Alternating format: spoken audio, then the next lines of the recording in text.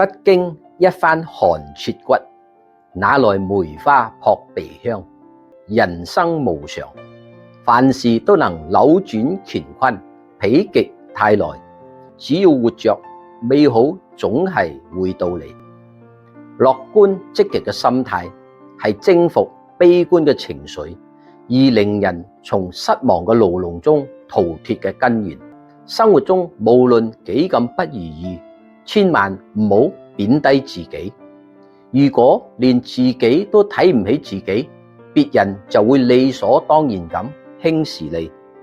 悲觀情緒嘅枷鎖會令人喺不知覺下陷入悲觀哀怨嘅深淵。